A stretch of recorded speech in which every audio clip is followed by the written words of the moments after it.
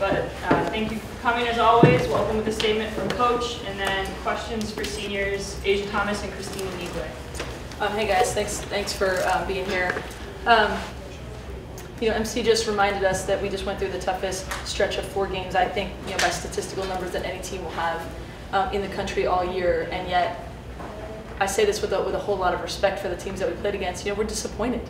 We were not happy to get 1 out of the 4. We're disappointed that that we got 1 and we lost a really tough game today. And that's not taking anything away from Oregon State. That's saying we know how good they are, and yet we had a chance to win the game at home, and that's what our goal was, and we fell short of that. That being said, I think the way the team feels and the way that we played in a lot of ways sets us up to be able to do better things from here.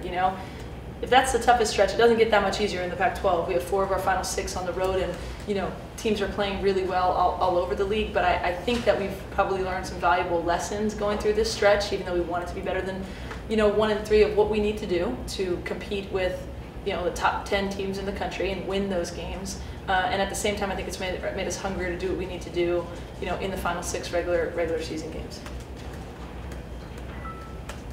For both Kristine and Asia, I wonder how you compartmentalize this. You guys individually are setting records every day, but they've come in some tough losses. How do you kind of balance that, the emotions of those 2 things?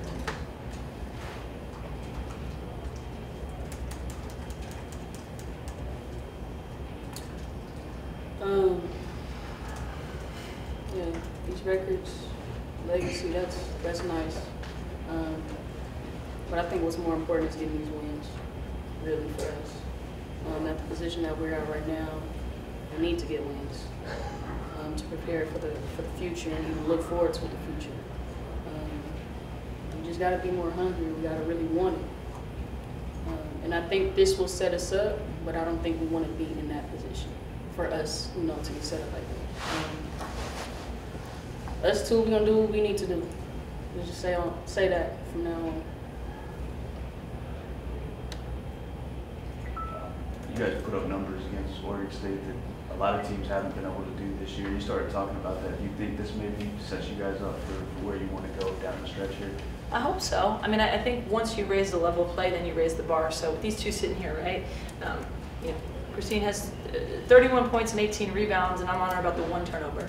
Like, I'm frustrated with that 1 turnover. Or TZ, knocks down shots, and I'm saying we need to knock down more shots, or we need to defend better, right? So that's a good place to be, of where we're getting better, but we're demanding more. So I do think, offensively,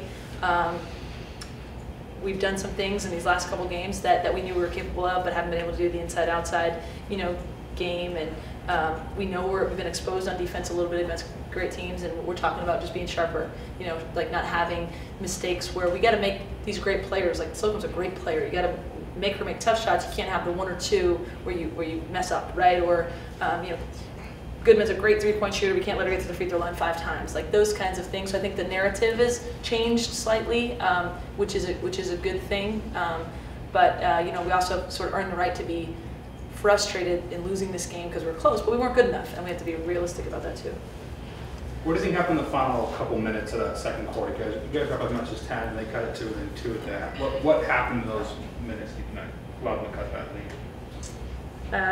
I think we kind of had spurts of shooting well and not shooting well. Like, the overall numbers are okay. 33% from 3 is okay. But I felt like we could have shot the ball better.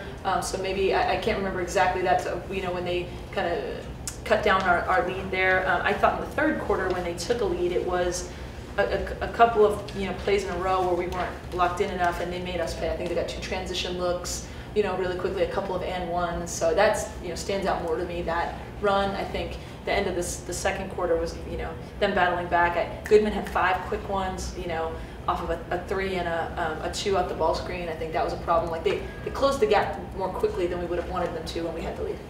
It sounds like you're really focused on talking about the defense more than the offense. The offense seemed good enough to have won the game, perhaps. But so maybe talk a little more about what they did, particularly that put such stress on your defense this game.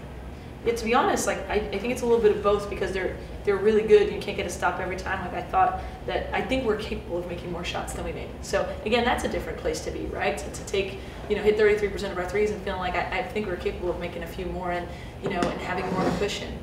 But defensively, Scott has a lot of different sets and actions, and they have kids who can shoot it and go off the ball screen, and they kind of picked on us a little bit in terms of what we could do there, and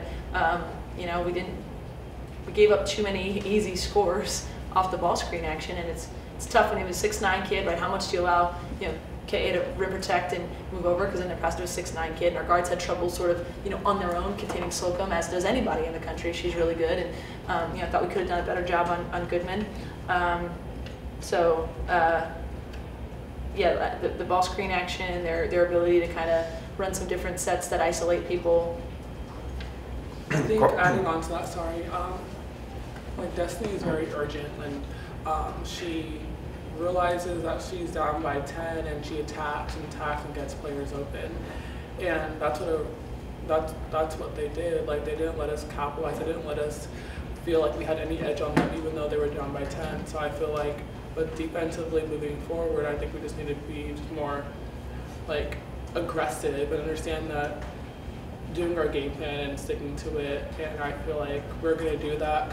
We play USC and UCLA, and I'm very confident in our ability for the next games. I feel like this game taught us a lot of how those guards, they didn't give up.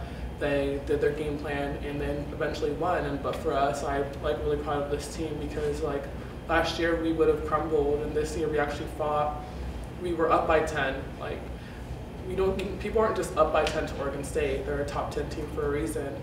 We were up by 10, but we lost it because we lacked urgency. But I guess that's what this game really taught us.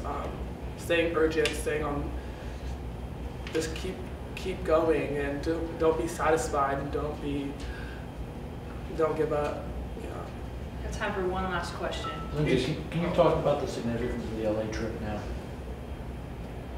I think it would have been significant no matter the outcome of this game. It's hugely significant. Both teams are playing really well. I didn't see the scores today, but I know USC got a win over Utah the other day. It was a great team. I think UCLA did today. And so they're playing really well. It's never easy to go down there. It's an opportunity, in this league, to have a chance to beat teams that are really good. So I'd like to see, we went 3-3 against these 6 teams that we're about to play down the stretch in the first half, and that's not where we wanted to be. So we have a chance to be better with that. But I don't think, USC or UCLA is gonna make it easy on us anyway, so we'll have to play really well. All right, thank you guys. Oregon State will be up shortly with a coach and I think 1 or 2 players. Thank you guys. We'll see you in 2 weeks.